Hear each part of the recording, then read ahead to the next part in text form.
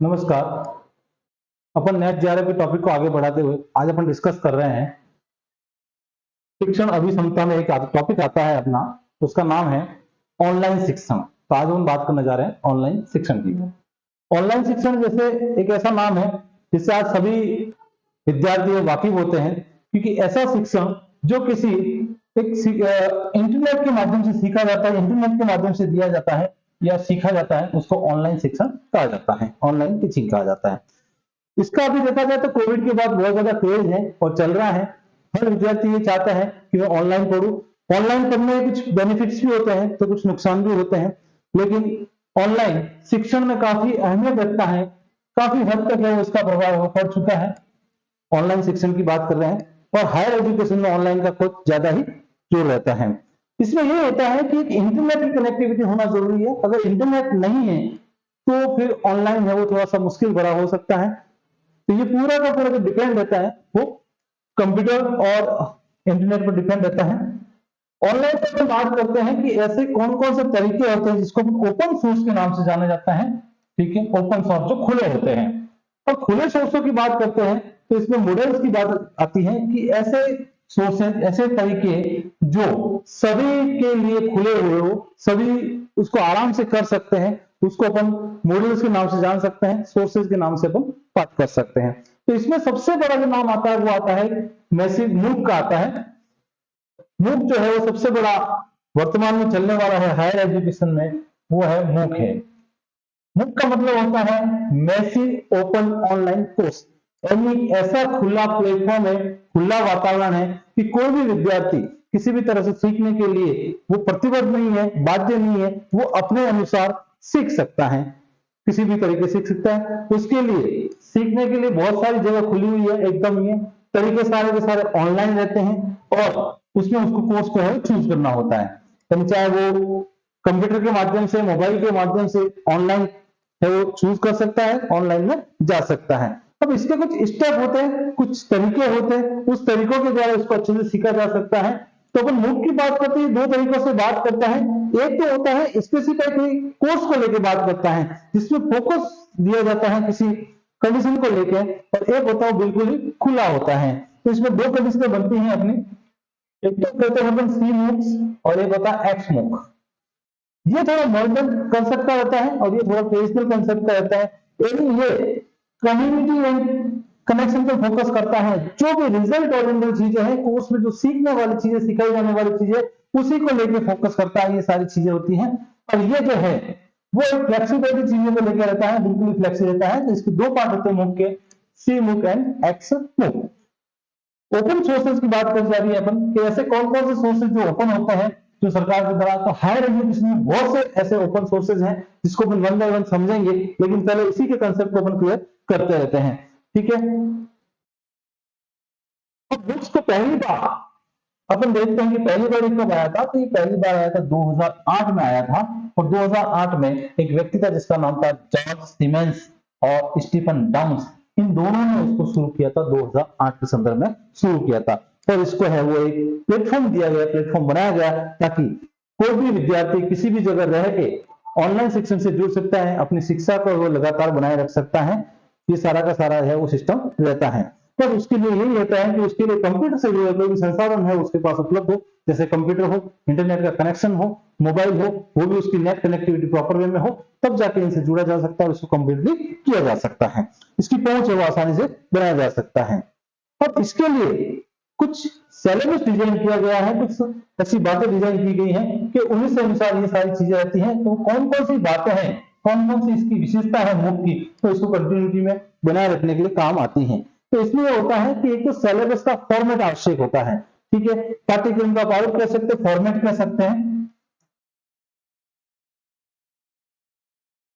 Format पाठ्यक्रम।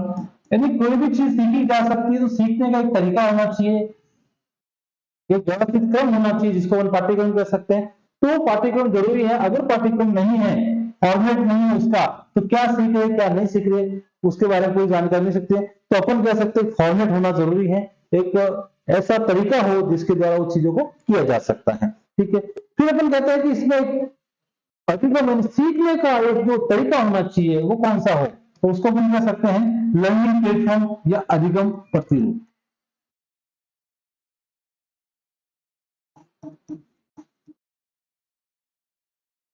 ठीक है,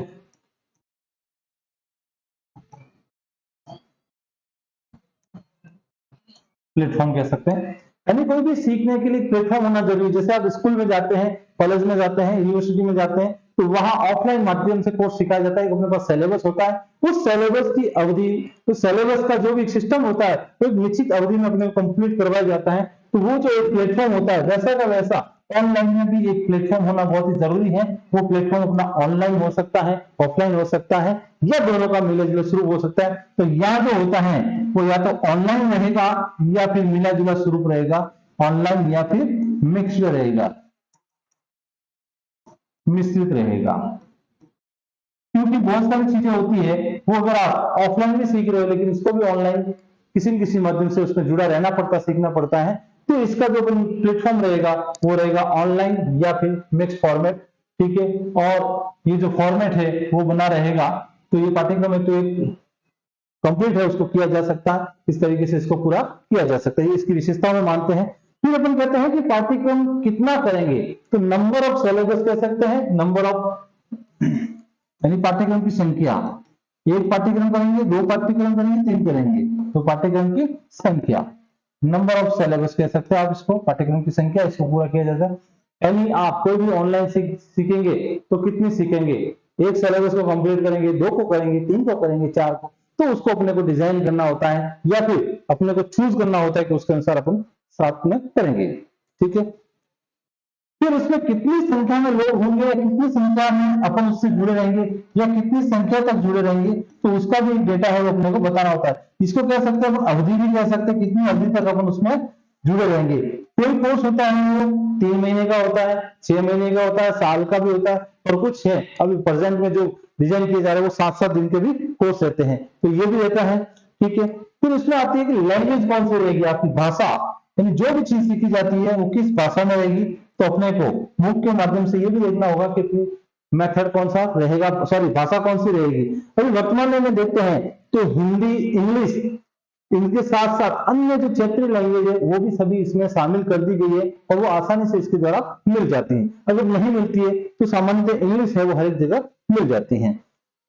साथ ही इसमें कहीं जगह पर देखते हैं कि कुछ एप्लीकेशन भी दिए होते हैं, तो एप्लीकेशन भी इसमें हो सकते हैं। तो अपन बात करते हैं कि एप्लीकेशन भी इसका एक तरीका हो सकता है, मोबाइल एप्लीकेशन कह सकते हैं, जिसको अपन अपनी भाषा में ऐप भी कह सकते हैं। तो ऐप भी हो सकते हैं, कोई ऐप के द्वारा अपन इसको सीख सकता है।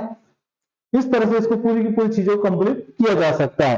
अब इसकी जो प्रोसेस होते हैं वो क्या होती है, तो जब इतनी सारी चीजें क्लियर हो जाती हैं तो वो इसके प्रोसेस की बात कर सकते हैं, प्रक्रिया की बात कर सकते हैं कि इसके लिए क्या प्रक्रिया होती है। तो जिस तरह से अपन एक प्रवेश फॉर्म भरते हैं या ऑनलाइन भी फॉर्म भरते हैं, तो फॉर्म भरने के लिए जो स्टेप होते हैं, जो तरीके होते हैं, जो उसका पैरामीटर दिया होता है उसको अपन कंप्लीट करते हैं, वैसा ही वैसा ऑनलाइन कोर्स को चूज करते समय भी ऐसे फॉर्मेट, प्रोसीजर या पैरामीटर दिया होता है जिसको अपन चुनना होता है। जैसे कि फर्स्ट ऑफ आप कौन से प्लेटफॉर्म से सीखना चाह रहे हो। जैसा कि आपको विदित है, पता है कि अभी ऑनलाइन में दुनिया भर के कोर्सेज चल रहे हैं। हर यूनिवर्सिटी, हर कॉलेज, हर इंस्टीट्यूशन, हर कोचिंग संस्थान कोई भी ऑनलाइन चीजें लेके आ रहा है, तो स्टूडेंट के लिए बहुत बड़ी प्रॉब्लम हो जाती है कि उसको कौन से चूज करे। तो सबसे पहली बात हो जाती है कि उसको एक प्लेटफॉर्म को चूज करना होगा कि वो कौन सा प्लेटफॉर्म हो। यानी सबसे पहली बात आती है उसको चयन की, कि चयन करना, प्लेटफॉर्म चयन करना। पहला कंसेप्ट है कि कौन सा प्लेटफॉर्म चयन करे, तो वो एक प्लेटफॉर्म चयन करे और चयन करने के बाद उसमें ये होता है कि उसके दिमाग में कि मैंने अगर यूजीसी के द्वारा कोई संचालित कार्यक्रम में वो सेलेक्ट कर लिया, मान लीजिए ए कर दिया, तो ए करने के बाद फिर उसमें दूसरा ऑप्शन होता है कि वो अपना अकाउंट बनाए, यानी खाता बनाए। उसमें उसका मोबाइल नंबर, मेल आईडी, उसी के साथ उसका नाम, उसका पूरा जो भी डिटेल, सामान्य योग्यता वगैरह पूछा जाता है वो सारी डालिए। फिर अपनी किस कंट्री से बिलोंग करता है वो, और इस तरह से उसकी सारी चीजें पूछते पूछते जाएंगे। तो वो जो कंप्लीट लास्ट में जाकर सबमिट किया जाता है तो अपने को यूजर आईडी और पासवर्ड है वो मिल जाते हैं या फिर बनाए जाते हैं। तो वो जो बनाने का तरीका होता है उसी को अपन कहते हैं खाता बनाना। जिस तरह से मोबाइल में अपने एक जीमेल अकाउंट बनाते हैं, वो भी एक अकाउंट खाता ही बनाना कहते हैं। तो इसी तरह से एप्लीकेशन का भी अपने को खाता बनाना होता है, ठीक है। फिर अपने उसके बाद आदि खाता बनने के बाद अपना एक तरीका होता है कि हम उसमें सीखना क्या चाहते हैं। तो नेक्स्ट बात आती है कि क्या सीखना, सीखना क्या चाहते हैं, यानी कौन सा कोर्स करना है, क्या चीज अपने को हासिल करनी है, वो सीखना होता है। तो वो सीखना होता है, तो हम कैसे सीखेंगे। तो यहाँ अपन देखते हैं कि अलग अलग एप्लीकेशन के अलग अलग कोर्सेज है वो डिजाइन किए होते हैं, उसके अनुसार ही अपने को उसमें सीखना होता है। जैसे अभी मूक के द्वारा जो कार्यक्रम चला है उसमें 3 कैटेगरी डिसाइड की जाती है सीखने के लिए, कि एक तो केवल मात्र सीखना है, केवल सीखना है।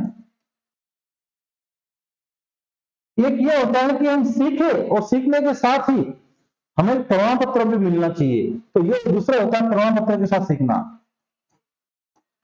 प्रमाण पत्र के साथ सीखना, सर्टिफिकेट मिलना चाहिए।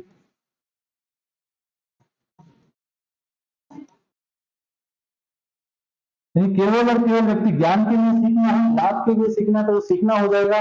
दूसरा होता है कि मुझे सर्टिफिकेट चाहिए, सर्टिफिकेट के साथ सीखना है। तीसरा, मुझे सर्टिफिकेट के साथ साथ मुझे मार्कशीट भी चाहिए, तो ये कंसेप्ट हो जाता है तीसरा।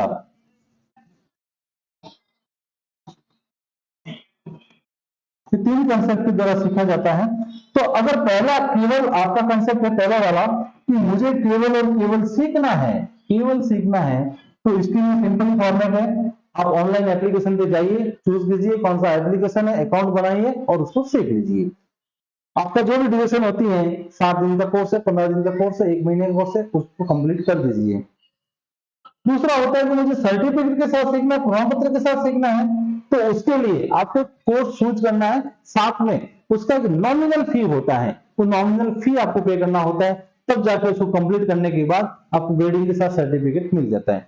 और तीसरा कंसेप्ट ये होता है कि मुझे उसमें एक स्पेसिफाइड चीजें हासिल हो, मेरी मार्क्स मिले, विशेषज्ञता रहे, वो सारी चीजें हासिल करनी होती है, तो उसकी फीस थोड़ी सी ज्यादा होती है और वो एक फिक्स ड्यूरेशन के साथ होता है, तो वो भी अपन आसानी से उसको सीख सकते हैं। तो इस तरह से अपन इसको कंप्लीटली कर सकते हैं एंड देन फिर उसको कोर्स को कंप्लीट करना होता है और उसके बाद नेक्स्ट जो स्टेप आ जाता है वो है हो जाता है समाप्ति की ओर आता है,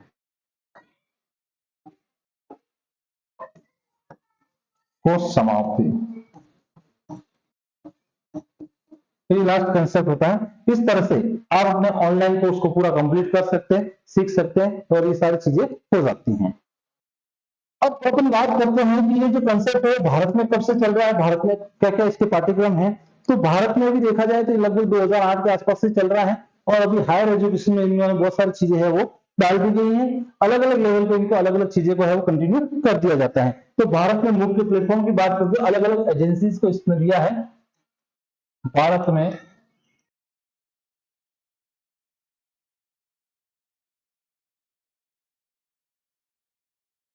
भारत में मुख्य अपन कह सकते हैं प्लेटफॉर्म का एक अच्छा रहेगा। प्लेटफॉर्म कौन कौन से हैं, तो ये प्लेटफॉर्म है कि कौन कौन से प्लेटफॉर्म है वो इस तरह के कोर्स को करवाते हैं, इस सारी चीजों को की जाती हैं। तो यहाँ पर देखते हैं तो बहुत सारे कोर्सेज हैं वो उसमें की जाती हैं। तो जब से अपन देखते हैं कि भारत में एजुकेशन है वो 2 तरह से होती है, जिसमें एक तो आती है आपकी फॉर्मल और इनफॉर्मल, जिसको कहते हैं औपचारिक और एक अनौपचारिक।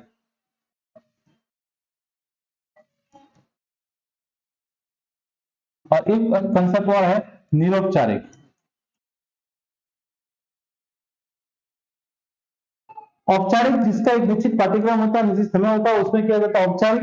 अनौपचारिक जिसका कोई निश्चित पाठ्यक्रम नहीं होता है और ये समय अवधि के अनुसार की जाती है। तीसरा होता है जिसका कोई निश्चित पाठ्यक्रम है लेकिन समय निश्चित नहीं है, या फिर पाठ्यक्रम में भी लचीलापन है, समय में भी लचीलापन है, वो कहलाता है निरौपचारिक। और ये सारी शिक्षण विधि जो है वो अभी इस मूक के द्वारा है वो दी जाती है, मूक पाठ्यक्रम के द्वारा इसको कंप्लीटली करवाई जा सकती है और ये की जा रही है। भारत में अपन देखते हैं तो इग्नू जो है वो डिजिटल इंडिया का भंडार के रूप में काम कर रहा है। एक यूनिवर्सिटी है जिसका नाम है Indira Gandhi national open university. ये यूनिवर्सिटी बनी थी 1986 में, जो आज विश्व की टॉप यूनिवर्सिटियों में इसका नाम शामिल माना जाता है और ये ओपन लर्निंग के लिए बहुत ही अच्छा प्लेटफॉर्म माना जाता है, जिसको अपन कह सकते हैं IGNOU. IGNOU Indira Gandhi national open university, ठीक है। तो Indira Gandhi national open university है, यहाँ पर अभी बहुत सारे कोर्सेज है वो सरकार के द्वारा, इस एजेंसी के द्वारा किए जा रहे हैं और विद्यार्थियों के लिए उपलब्ध है। ये भारत में रहने वाले विद्यार्थी नहीं अपितु पूरे विश्व में रहने वाला विद्यार्थी भी इस कोर्स को कर सकता है और इसके लिए अलग अलग भाषा में भी कोर्स है वो सामग्री उपलब्ध रहती है। नेक्स्ट इसके बाद में आता है एक साक्षर ई करके आता है, साक्षर ई करके कार्यक्रम चल रहा है, उसमें भी दी जाती है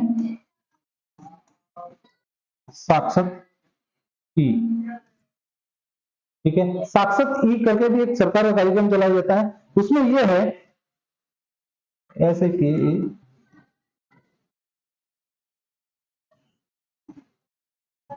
इसमें भी बहुत सारे कोर्सेज सरकार ने बना के डिजाइन किए हैं, तो कोई भी व्यक्ति तकनीकी या अन्य सामग्रियों में इसमें सारी चीजों के साथ में कोर्स कर सकते हैं। अब जो बच्चे 12th तक की कक्षा में पढ़ते हैं तो उसके लिए केंद्र सरकार ने सीबीएसई के द्वारा सीबीएसई शिष्य योजना शुरू की गई है, तो 11-12 के लिए है, जिसका नाम है सीबीएसई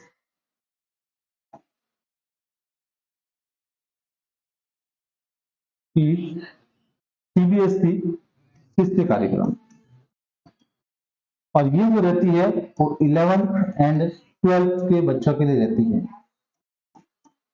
11th और 12th के बच्चों के लिए रहती है, सीबीएसई शिष्य के नाम से रहती है, सीबीएसई शिष्य योजना। ठीक है, इसके साथ में आईटी को थोड़ा सा स्ट्रॉन्ग बनाने के लिए सरकार ने एक विद्या वाहिनी योजना भी शुरू की, जिसका नाम है विद्या वाहिनी। विद्या वाहिनी, ये विद्या वाहिनी कोर्स भी सरकार के द्वारा शुरू किया गया है और इसमें जो थोड़ा बहुत तकनीकी या आईटी का जो भी ज्ञान करना हासिल करना चाहता है, आईटी के बारे में जानकारी लेना चाहते हैं, तो वो आईटी के बारे में की जानकारी इससे है वो जुटाई जा सकती है और जानकारी जुटाने के साथ साथ ही अपनी जो सर्टिफिकेट वगैरह वो भी इसमें कंप्लीटली किए जा सकते हैं। इसके साथ साथ ही शिक्षा और अनुसंधान हायर एजुकेशन में अपन देखते हैं तो एक ER नेट करके शुरू हुआ है कार्यक्रम, उसका नाम है ER नेट। ER नेट, ई को बोला जाता है education and research,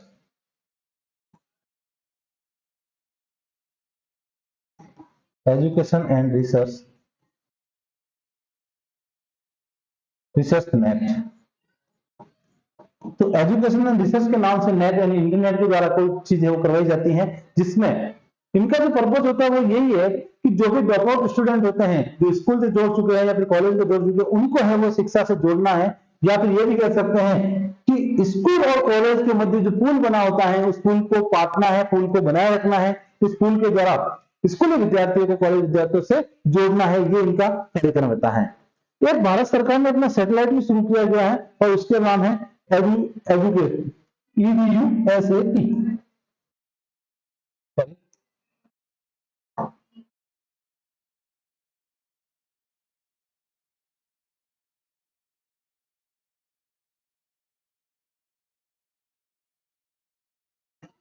educate set करके नाम से जाना जाता है।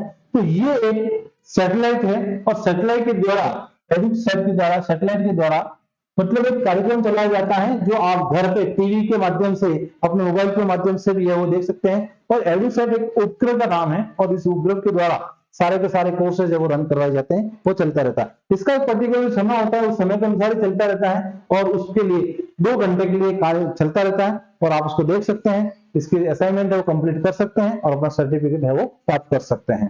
ठीक है, नेक्स्ट एक आता है कंसोर्टियम करके एक कार्यक्रम चलता रहता है, कंसोर्टियम।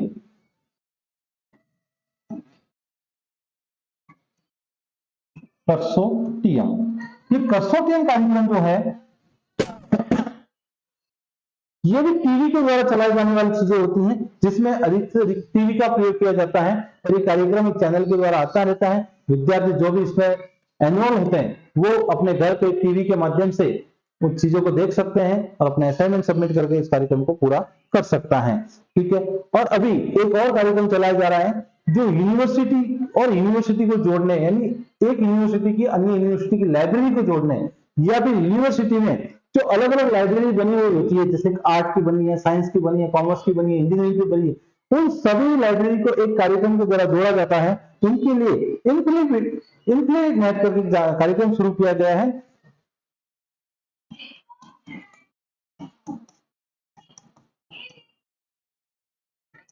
इन्फिनिट करके कार्यक्रम रहता है। तो उस कार्यक्रम के द्वारा उनका ये कार्यक्रम रहता है, सॉरी,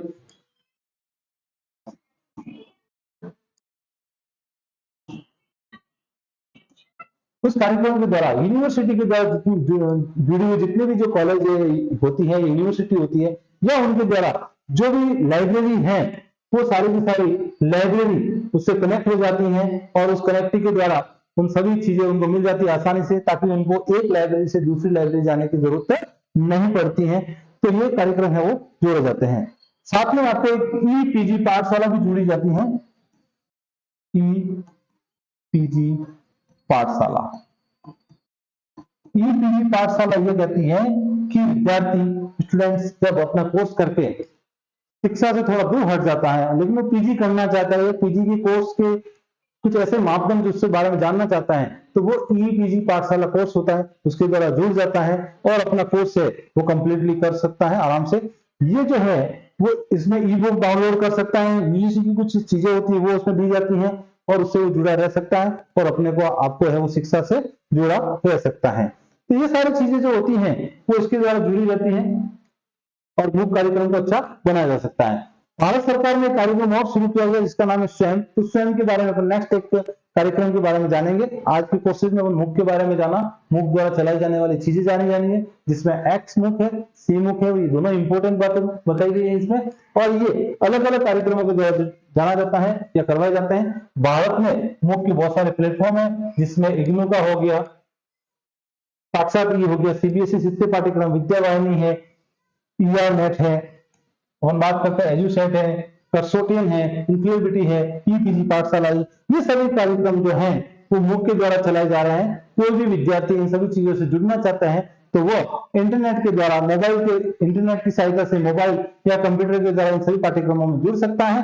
और इसमें 4 तरह के स्टेप होता है। केवल सीखना, तो उसके लिए कोई चार्जेस देने की जरूरत नहीं होती है। अगर उसको कुछ सर्टिफिकेट के साथ लेना होता तो कुछ चार्जेस उसको लगता है, और अगर सर्टिफिकेट के साथ साथ किसी विशेष चीज में उसको दक्षता हासिल करनी पड़ती है तो उसके लिए उसको कुछ एक्स्ट्रा राशि उसको देनी पड़ती है और उन कोर्स को वो आराम से कंप्लीटली कर सकता है। ये सारी चीज उसको घर बैठे सुविधा मिल जाती है, उसको कहीं जाने की जरूरत नहीं पड़ती है और अपने कार्यक्रम को वो सीख सकता है और अपने शिक्षण को आगे बढ़ाया जा सकता है। अब इसमें देखते हैं तो बहुत सारी तकनीकी दिक्कतें भी आती हैं, तकनीकी समस्याओं का सामना भी करते हैं। मतलब हम कह सकते हैं कि चुनौतियां क्या क्या है, समस्या क्या क्या है। तो MOOC से जुड़ी समस्या बहुत सारी है। पहली समस्या अगर हम देखते हैं तो भारत में एक समस्या कॉमन है और वो है इंटरनेट की समस्या। इंटरनेट की समस्या, प्रॉब्लम ऑफ इंटरनेट। इंटरनेट ऐसा है कि कहीं ऐसे सुदूर ग्रामीण इलाकों में इंटरनेट है वो चल नहीं पा रहा है, जिसकी वजह से विद्यार्थी जुड़ा तो रह सकता है, जुड़ जाता है, लेकिन उसको आगे कंटिन्यू नहीं कर पाता है। तो ये एक बहुत बड़ा कार्यक्रम माना जाता है। ठीक है। दूसरा, इसमें इन्वेस्टमेंट की समस्या बहुत ज्यादा रहती है, क्योंकि कई ऐसे कार्यक्रम हैं जिसमें सर्टिफिकेट वगैरह के लिए पैसा लेना होता है तो वो इन्वेस्ट नहीं किया जा सकता, इसके लिए उनको दिक्कतें आती है। तो इन्वेस्टमेंट भी एक बहुत बड़ी प्रॉब्लम है। कई विद्यार्थियों को छोटे छोटे अमाउंट के लिए जुड़ना पड़ सकता है, तो वो इसको आगे है वो कंटिन्यू नहीं कर सकते, उसके लिए देते हैं। नेक्स्ट, उसमें तकनीकी की भी आवश्यकता होती है, यानी तकनीकी जानकारी होना भी जरूरी है। कई ऐसे विद्यार्थी हैं जिनको तकनीकी जानकारी नहीं है, तो तकनीकी जानकारी के अभाव में उस चीजों को नहीं कर पाते हैं। तो तकनीकी जानकारी के अभाव भी एक समस्या इसमें बहुत अच्छी मानी जा सकती है, क्योंकि उसमें जानकारी नहीं है तो कुछ भी नहीं कह सकते। कहीं ऐसे हैं जो पढ़े लिखे हैं, योग्य हैं, समझदार हैं, लेकिन तकनीकी चीजों में जानकारी नहीं रखते हैं, तो वो उनसे अछूते हो सकते हैं, उसको दिक्कत करनी पड़ सकती है। एक बच्चे में ये रहता है कि भाई उसकी सर्टिफिकेट की वेटेज क्या रहेगा, उस वेटेज को लेकर भी उनको अज्ञानता का रहता है, तो वो भी एक दिक्कत होती है।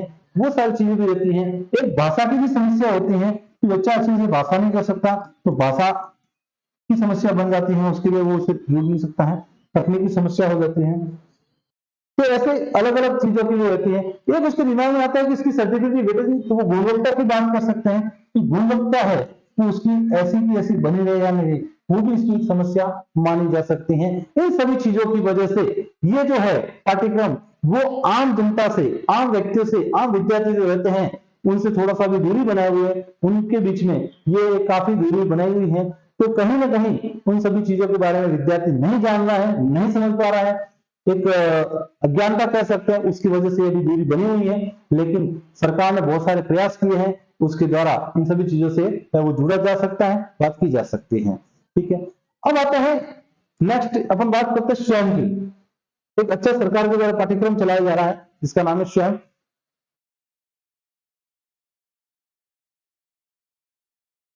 ये भारत सरकार के द्वारा चलाया जाने वाला कार्यक्रम है।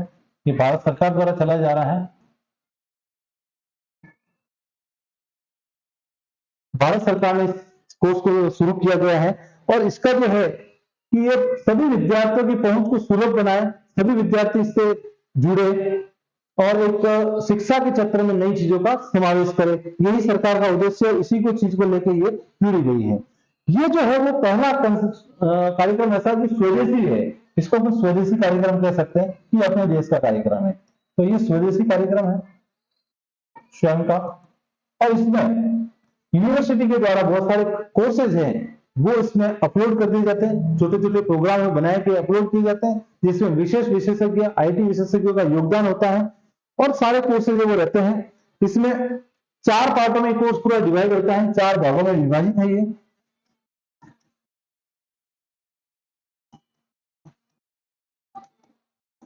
पाठ्यक्रम को 4 भागों में डिवाइडेड किया गया है कि पहला जो होता है वो वीडियो व्याख्यान होता है, यानी एक्सपर्ट के द्वारा है वो वीडियो है वो रिकॉर्डेड किए गए हैं, और वीडियो को आपको सुनना है और देखना है, तो उसको अपन कह सकते हैं वीडियो व्याख्यान। विद्यार्थी वीडियो को आराम से देखे, सुने और समझने के प्रयास करें, या चाहे तो उन सामग्री को डाउनलोड भी कर सकता है, मुद्रित भी की जा सकती है, यानी उसको डाउनलोड कर सकता है वीडियो को। तो नेक्स्ट अपन कह सकते हैं कि इसको डाउनलोड का भी सिस्टम रहता है।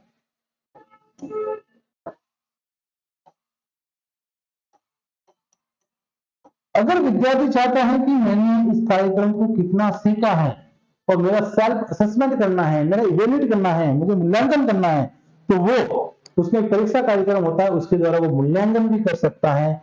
मूल्यांकन की सुविधा भी इसमें रहती है। एक टेस्ट पीरियड होता है, उसमें उस टेस्ट को दे, ताकि उसी के अनुसार उसको पता चल जाता है कि वो मेरा कितना इवैल्यूएशन दिया। और अगर उसमें कोई उसको डाउट रहता है तो डाउट सेशन के लिए इसमें एक चार्ट ऑप्शन भी रहता है, शंका समाधान भी इसमें किया जा सकता है, यानी अपन कह सकते हैं कि ऑनलाइन चार्ट ऑप्शन भी रहता है, चार्ट कार्यक्रम भी रहता है। तो इस तरह से ये सभी कार्यक्रम, जिसको आप संवाद भी कह सकते हैं, विचार विमर्श भी कह सकते हो, कि विचार विमर्श भी किया जा सकता है। तो ये सारी चीजें इसमें की जा सकती हैं, ताकि विद्यार्थियों को कोई समस्या नहीं हो और वो आराम से इन चीजों को है वो सीखता रह सकता है। तो ये सारे स्वयं के द्वारा प्रारंभ किए गए हैं। अभी वर्तमान में इसमें और कुछ नया इनोवेशन किया गया है, और इसमें एक सिलेबस डिजाइन किया गया, फ्रेमिंग डिजाइन की गई है, और उसमें क्रेडिट स्कोर जोड़ा गया है, क्रेडिट सिस्टम, यानी कोर्स है वो डिजाइन किया गया है जो 16 के अनुपात क्रेडिट में है, 20 के क्रेडिट में है, 24 के क्रेडिट में है, 30 के है, 36 के है। यानी मान लीजिए कोई कोर्स है और कोर्स को डिजाइन किया है और उसके 4 पार्ट बनाए हैं, part A, part B, part C और पार्ट डी, ये 4 पाठ्यक्रम है। अब इस पाठ्यक्रम का जो क्रेडिट है मान ली 4 दे रखा है, इसका भी 4 दे रखा है, इसका भी 4 दे रखा है, इसका भी 4 दे रखा है, तो कुल क्रेडिट हो जाएगा इसका 16 क्रेडिट हो जाएगा। इसी तरह से किसी के 5 है, किसी के 6 है, किसी के 8 है, किसी के 10 है, तो इस तरह से उसको क्रेडिट सिस्टम है उसको वो डाउनलोड किया गया है और इसको अवर्स में है। कम से कम इसमें अपन देखते हैं तो ये अवर्स का कोई ऐसा सिस्टम तो नहीं है, लेकिन सामान्यतः एक कोर्स की बात करें तो 2000 से लेके 80,000 अवर्स तक इसमें है वो कोर्स है वो दिए हुए, और ये होस्टिंग करने में सक्षम है, जिसमें इंजीनियरिंग से जुड़े कोर्सेज है, विधि से जुड़े कोर्सेज है, मेडिकल से जुड़े कोर्सेज हैं, स्नातक स्नातकोत्तर के सारे कोर्सेज है वो इसमें जुड़े हुए रहते हैं। ठीक है, तो इस तरह से ये स्वयं है वो काफी उच्चतर है और इन चीजों से देखा जाता है। तो ये जो है पाठ्यक्रम है वो सरकार के द्वारा चलाया जाने वाला एक नवीनतम और बहुत ही अच्छा पाठ्यक्रम माना जाता है। ये किसी के साथ में आता है स्वयं प्रभा शिक्षण, एक नया कोर्स, नई चीज दी गई है, स्वयं प्रभा शिक्षण।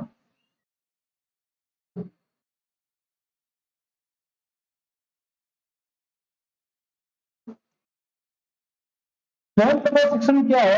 तो ये एक तरह का चैनलों का समूह है, यानी बहुत से इसमें चैनल हैं, जिसमें अपन कह सकते हैं कि लगभग लगभग 34 चैनलों का एक समूह है, और इसके द्वारा चलाया जा सकता है।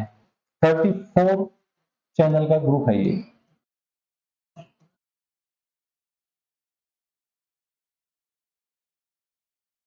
34 चैनलों का समूह है, और इस समूह के द्वारा कोर्स चलाया जाता है, इसके द्वारा दी जाती है। उसके लिए GSAT 15 एक उपग्रह का प्रयोग किया जाता है।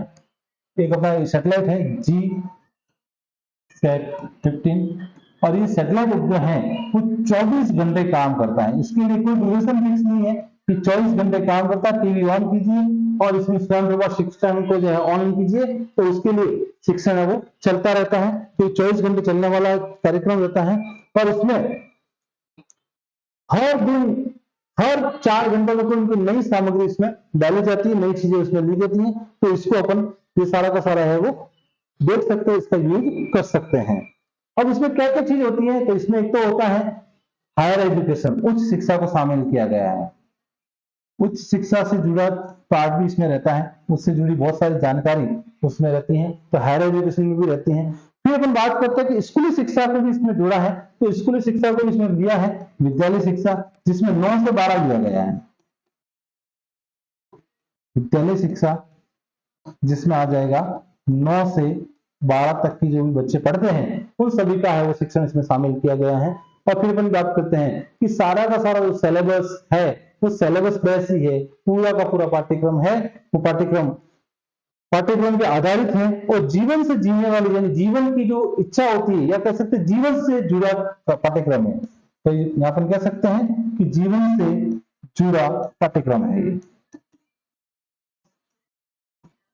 जीवन से जुड़ा पाठ्यक्रम का समावेश किया जाता है, ताकि विद्यार्थी अपने जीवन से रूबरू हो सकता है, उसमें कोई दिक्कत नहीं आ सकती है। ठीक है। और फिर इसमें कुछ ऐसे कोर्स भी डिजाइन किए गए, कुछ चीजें बातें की गई कि जो बच्चे कंपटीशन की तैयारी करने वाले हैं उनके लिए सहायक कार्यक्रम भी दिया गया है। सहायक कार्य जो कंपटीशन से जुड़े होते हैं तो उनके लिए बहुत सारे कार्यक्रम इसमें जोड़े रहते हैं और दिए जाते हैं। तो ये सारी की सारी चीजें इसमें दी गई हैं, ताकि अपन आसानी से घर बैठे अपने शिक्षण को पूरा किया जा सकता है, और ऑनलाइन शिक्षा को बढ़ाते हुए अपने शिक्षण को कंप्लीट की जा सकती है। आशा करता हूं कि मैंने जो बताया इससे आप संतुष्ट हो गए। अगर कोई क्वेश्चन है तो आप जरूर कमेंट बॉक्स में दीजिए। कल मिलते हैं एक नए टॉपिक के साथ में। धन्यवाद।